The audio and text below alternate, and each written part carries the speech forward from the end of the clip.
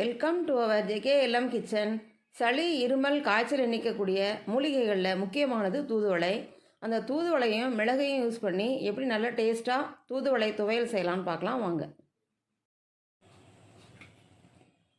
தூதுவளை துவையல் செய்ய 4 ஸ்பூன் தனியா ஒரு வானலில் ஆட் பண்ணிக்கிறேன். 2 ஸ்பூன் மிளகு, 1/2 ஸ்பூன் வெந்தயம், 15 காஞ்ச மிளகாய். நம்ம எல்லாத்தையும் ஆட் பண்ணதுக்கப்புறம் ஸ்டவ்வை லோ ஃப்ளேமில் வச்சுட்டு ட்ரை ரோஸ்ட் பண்ணிக்கலாம். தனியா நல்லா வாசனை வர ஆரம்பிச்சிருச்சு. இந்த ஸ்டேஜில் 1/2 ஸ்பூன் சீரகம் ஆட் பண்ணிக்கலாம். சீரகத்தை கடைசியில் தான் ஆட் பண்ணணும், முன்னாடி ஆட் பண்ணால் தீஞ்சிடும்.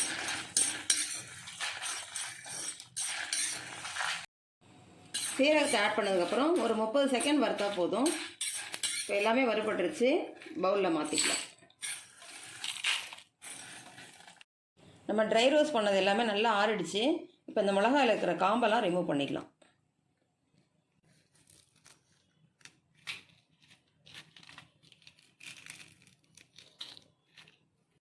மிளகாயில் இருக்கிற காம்பெல்லாம் ரிமூவ் பண்ணிட்டோம்.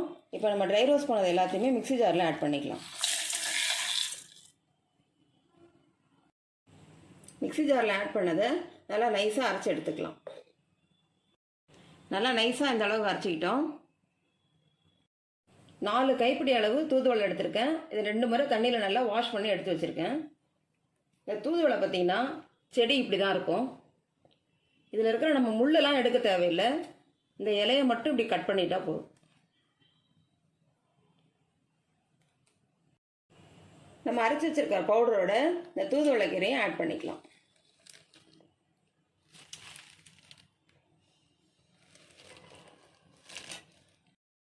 எல்லா தூதுவளை கீரையும் மிக்ஸி ஜாரில் ஆட் பண்ணிட்டேன்.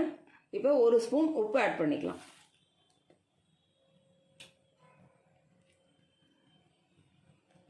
தண்ணி எதுவும் சேர்க்காம முதல்ல அரைச்சிக்கலாம். இந்த அளவுக்கு அரைச்சிக்கிட்டோம். இதோட ஒரு எலுமிச்சை அளவு புளி எடுத்து வச்சுருக்கேன். அந்த புளியை நான் ஏற்கனவே கரைச்சி வச்சுருக்கேன். அந்த தண்ணியை கொஞ்சம் கொஞ்சமாக ஆட் பண்ணி அரைச்சிக்கலாம்.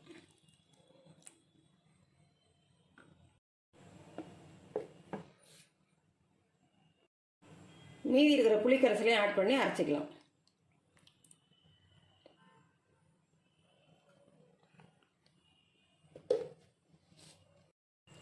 நல்லா நைஸாக அரைச்சிக்கிட்டோம். இப்போ இந்த துவையில தாளிச்சிக்கலாம். 4 ஸ்பூன் நல்லெண்ணெய் ஆட் பண்ணிக்கலாம். துவையலுக்கெல்லாம் நல்லெண்ணெய் ஆட் பண்ணால் தான் நல்லா டேஸ்ட்டாக இருக்கும்.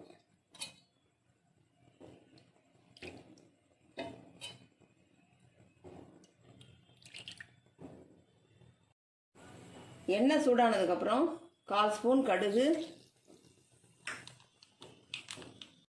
1/4 ஸ்பூன் உளுத்தம்பருப்பு,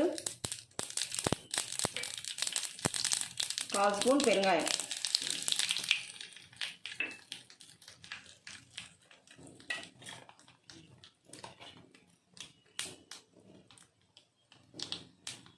எல்லாம் ஃப்ரை ஆனதுக்கப்புறம் நம்ம அரைச்சி வச்சுருக்கிற தூதுவளை பேஸ்ட்டையும் ஆட் பண்ணிக்கலாம். நம்ம மிக்ஸியை கழுவி 2 ஸ்பூன் அளவுக்கு தண்ணி ஆட் பண்ணிக்கலாம்.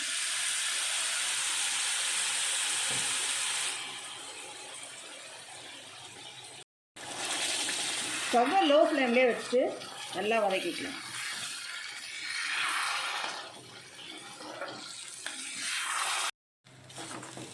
லேசாக வதக்கினதுக்கப்புறம் 4 ஸ்பூன் தண்ணி ஆட் பண்ணிக்கிறேன்.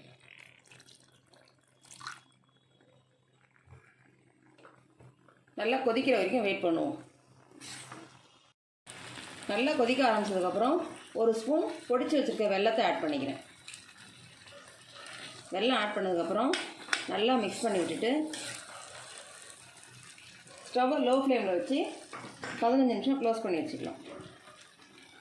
நடுவில் கொஞ்சம் கொஞ்சம் மிக்ஸ் பண்ணிக்கிட்டே இருக்கணும், ஓப்பன் பண்ணி. லோ ஃப்ளேமில் வச்சு 15 நிமிஷம் கொதிக்க வச்சுட்டோம்.